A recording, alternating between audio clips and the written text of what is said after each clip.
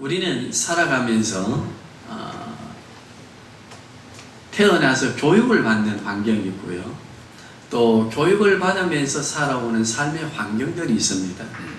그래서 어떤 환경에서 어떤 교육을 받고 성장했는가에 따라 무엇이 만들어지는가 하면 세계관이 만들어지고, 그 세계관이 만들어짐과 더불어서 무엇이 생기는가 하면 자기의 삶의 가치성이 생깁니다. 가치관이 생깁니다.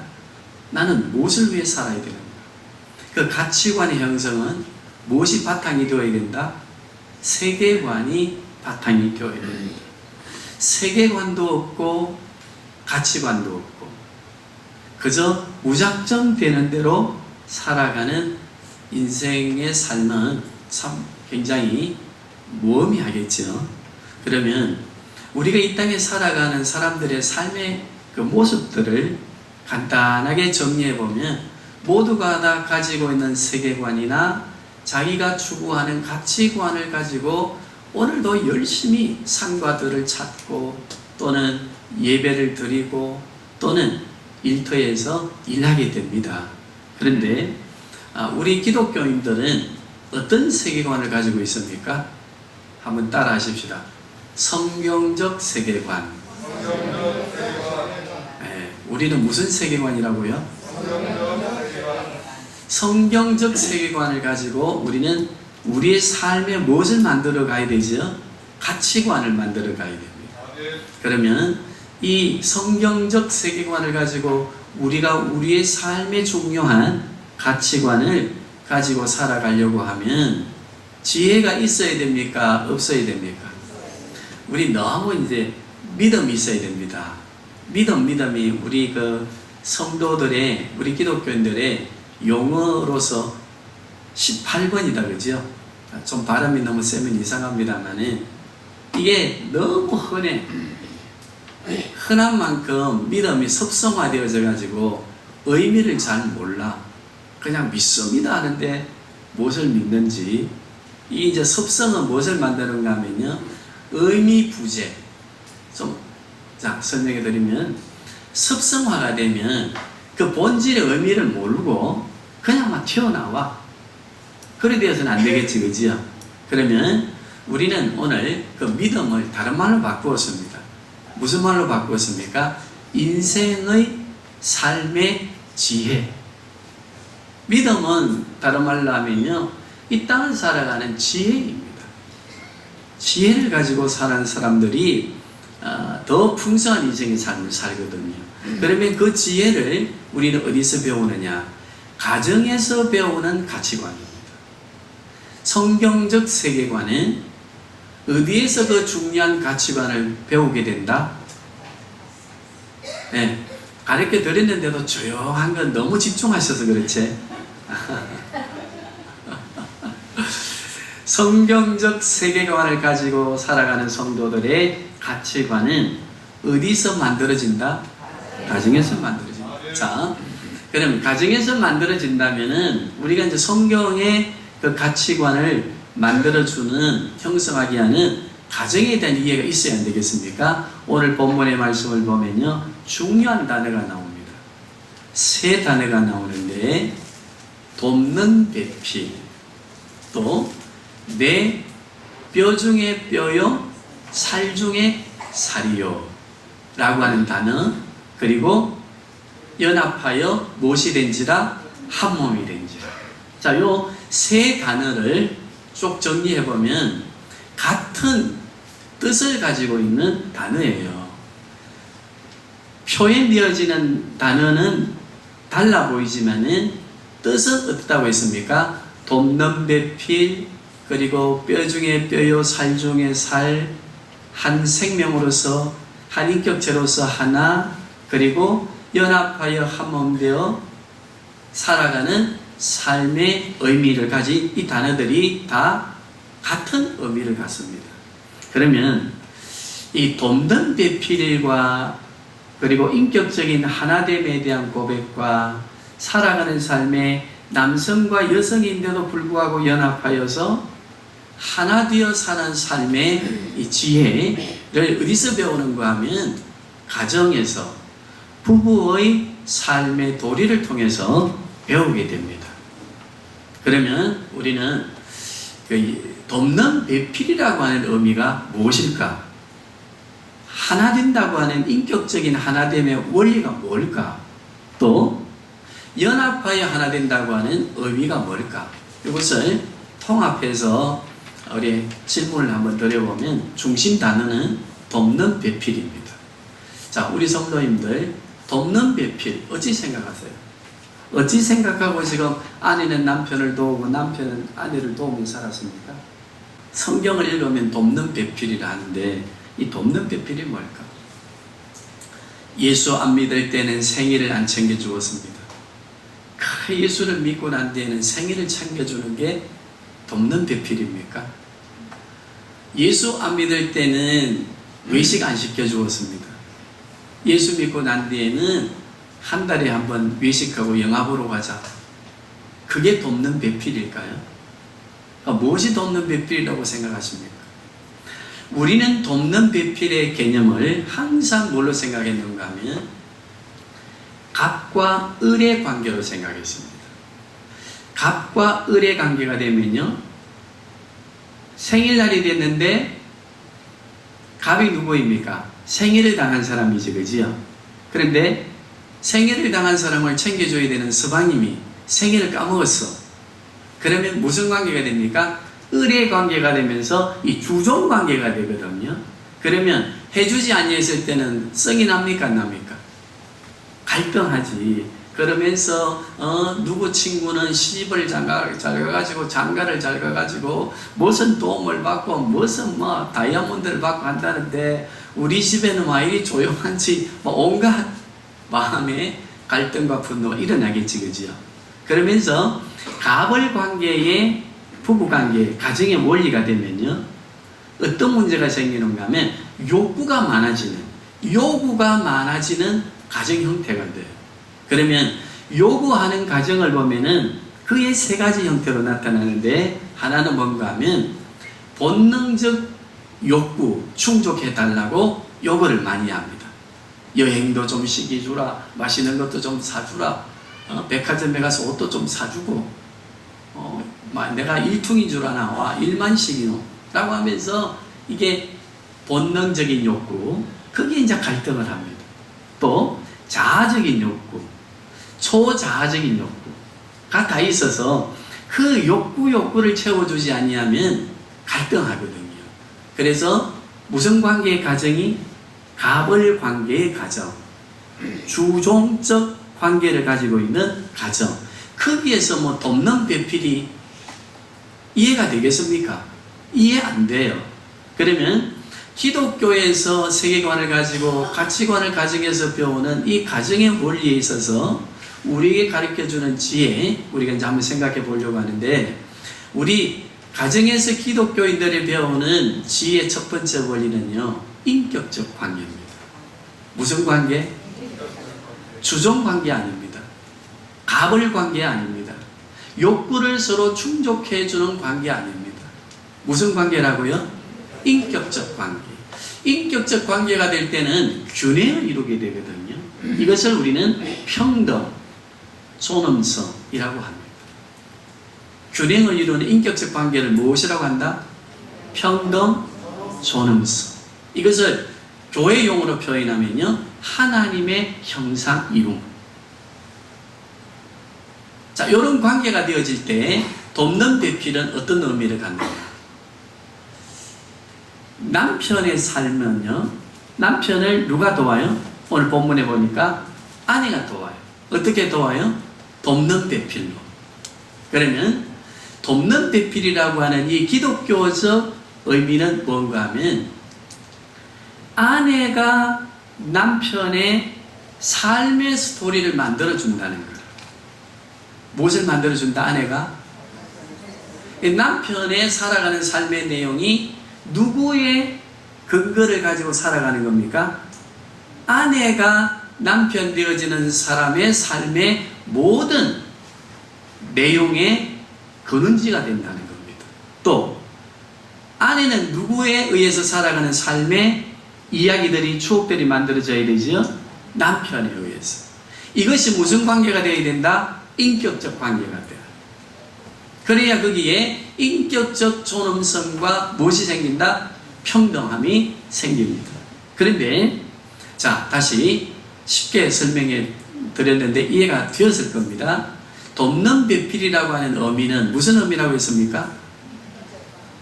아내에 의해서 남편의 삶이 만들어지고, 남편에 의해서 무엇이 만들어져야 된다?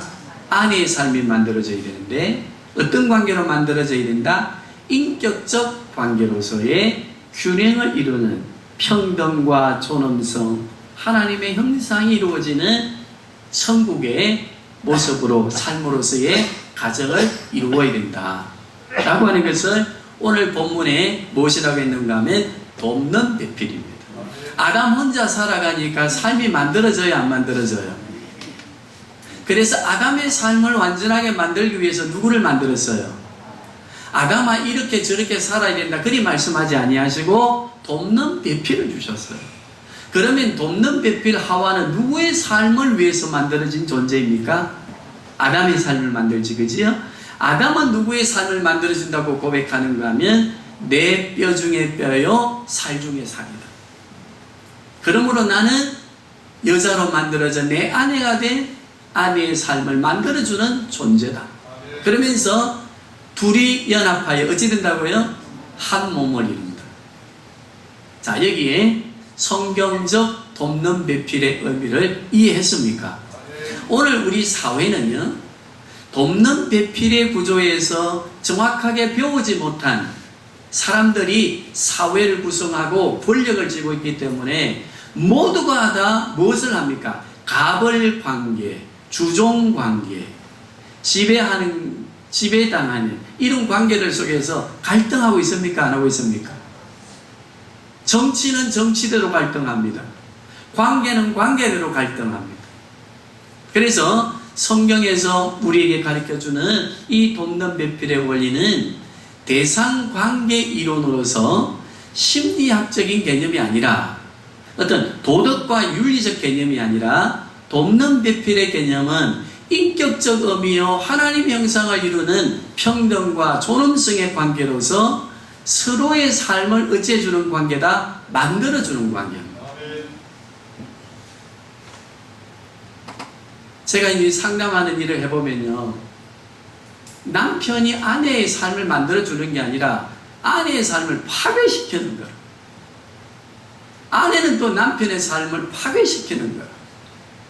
그것 때문에 갈등합니다. 고통당합니다. 그러면 거기에서 하나님의 기업이요 상급으로 준 우리의 자녀들이 부모님과의 정상적인 인격적 관계의 존엄성을 가지고 자녀들의 삶이 부모님의 삶을 만들고 부모님들이 자녀들의 삶을 만들어주는 이 관계가 깨어집니까? 안 깨어집니까? 깨어집니다. 그래서 요즘은 나이가 드신 분들이 자꾸 어디에 의존하려 합니까?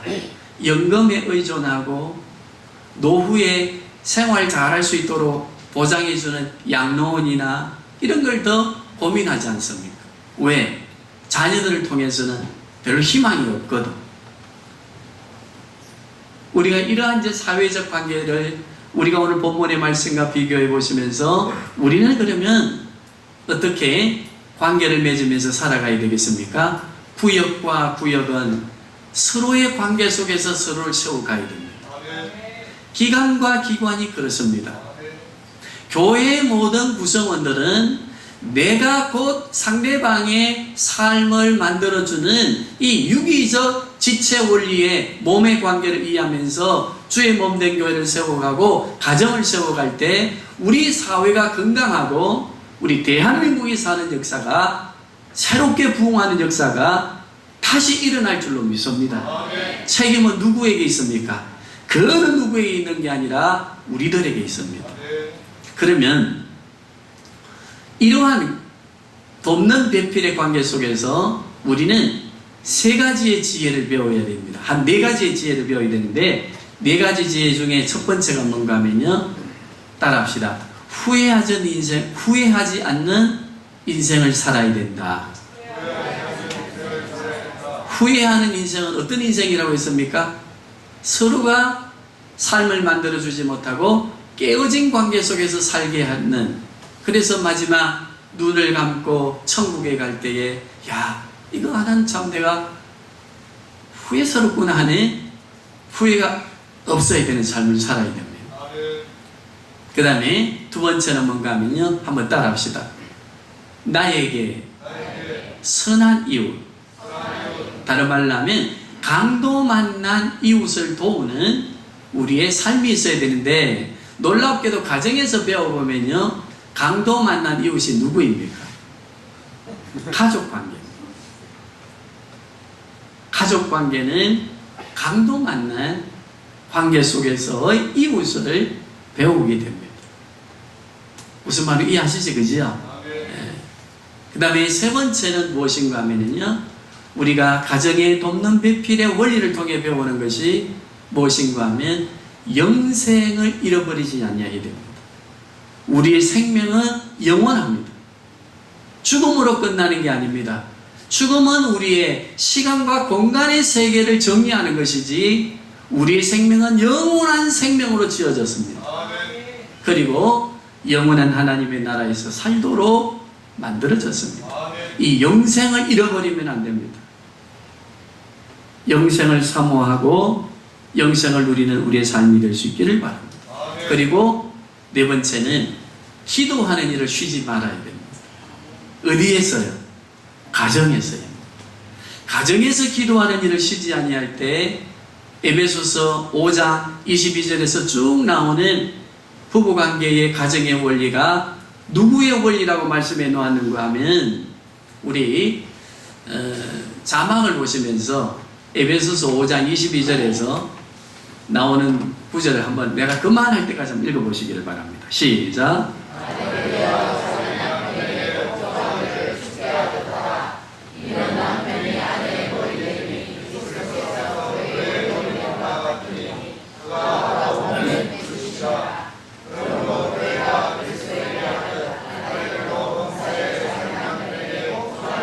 자, 거기에 누가 누구에게 복종하든 그렇습니다. 또 뒤에 이어보면은요, 남편이 아내를 사랑하는데 어떻게 사랑하라? 예수께서 교회를 사랑한 것처럼 사랑하라. 여기에 가정에 돕는 배필의 원리를 무엇으로 설명했습니까? 어디까지 성화시켜 갔습니까? 교회. 그래서 가정에서 우리는 무엇을 쉬지 않아야 된다고요? 예배와 기도를 쉬지 않아야 된다. 거기에 서로 갈등적 욕구가 충족되지 않아서 틀어지고 비틀어지고 해서 청하면서 또 일어나고 아침에 일어나 일 가고 무슨 놈의 능률이 오르겠습니까? 복이 그는 줄로 삼아야 될 줄로 믿습니다. 그래서 사무엘은요, 나는 기도를 쉬지 아니하리라 할 때에 사무엘상 8장입니까 보면 언제 기도를 쉬지 않는다고 했는가 하면 가정으로 돌아가서입니다. 라마라고 하는 라요시라고 하는 곳으로 돌아가서, 라마는요 지명이고 사무엘의 고향입니다. 이 라요시라고 하는 말은 무슨 말인가 하면 단어로 우리 그 아파트, 빌라를 의미하는데, 이것은 뭘 의미하는가 하면 살아가는 가족 공동체를 의미합니다. 나는 거기로 돌아가서 나의 가족과 함께 무엇을 쉬지 아니하리라? 기도를 쉬지 아니하리라. 우리의 가정이 이 나요, 가족 공동체가 기도 공동체가 되어야 됩니다. 그래야 교회가 삽니다. 가정이 삽니다. 자녀가 삽니다. 우리 민족이 삽니다. 무엇을 쉬지 말아야 된다고요? 그렇습니다. 자, 그런데 왜 그러면 이런 걸 알면서도 왜 잘 안 될까요? 왜 잘 안 된다고 생각하십니까? 우리 성도님들 한번 질문 한번 해봐, 스스로. 저도 질문해요. 왜 아는데 왜 잘 안 될까? 왜 잘 안 된다고 생각합니까? 30초 시간을 드리겠습니다.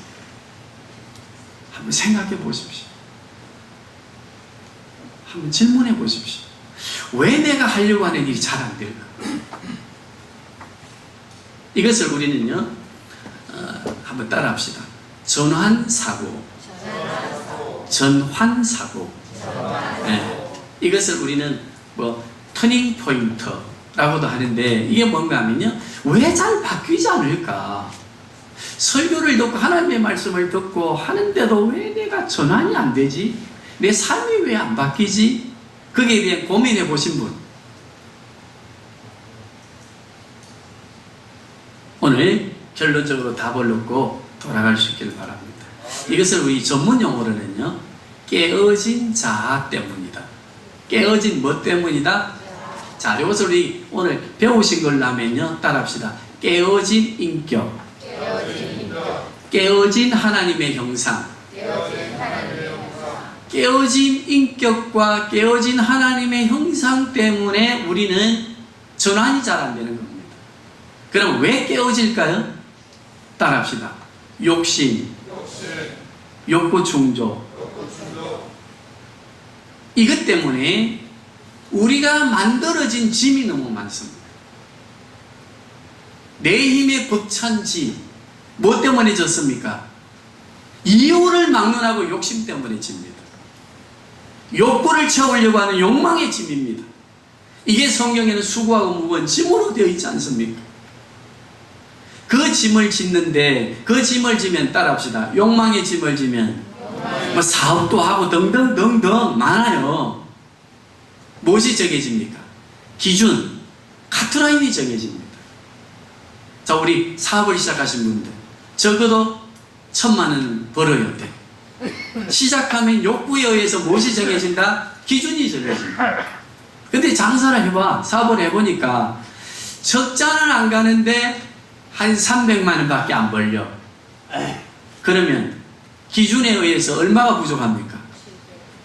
그때부터 무엇이 생기기 시작합니까? 그때부터 하나님의 말씀을 들어도 전환이 잘 될까요? 안 될까요? 무엇에 지금 몰입해가 있으니까 어찌하면 요거 700만 원을 더 만들어서 이게 1,000만 원을 벌지? 그래서 겨우 생각한 게 뭘 하는가 하면, 오해하지 마시길 바랍니다.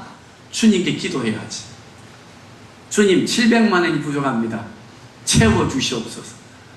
얼마를 벌고 있는데, 300만 원을 벌고 있는데, 욕망적 구조로 얼마를 만들어 놨어? 1,000만 원을 만들어 놓았습니다. 그 다음에 장사를 하니까 1,000만 원에 못 벌고 300만 원만 벌어. 얼마가 부족해? 거기에 대한 불안과 염려를 가지고 우리는 전환적 사고가 일어나지 않습니다. 깨어진 자아가 됩니다. 온갖 생각으로 우리의 마음을 흐트러 놓습니다. 질병의 문제입니다. 마음의 상처의 문제입니다. 지금 내가 짊어지고 있는 공고한 환경의 짐 때문입니다. 가정의 짐, 아내와 남편의 짐, 자녀의 짐. 이런 것들 때문에 우리는 아무리 설교를 들어도 그렇지라고 하다가 어디로 돌아가는가 하면 염려하고 고민하는 곳으로 바로 돌아갑니다. 이것을 우리는 용어를 붙인다면요, 영적 자동사고라고 합니다. 무슨 사고? 네. 말씀을 듣기는 듣는데 지금 나는 의지적으로 말씀을 듣고 있는데 내 사고는 어디로 가가 있습니까? 염려와 근심으로 가가 있습니다. 내 의지는 그걸 지키려고 하는데, 붙잡으려고 하는데 그 사고는 어디를 돌아다녀?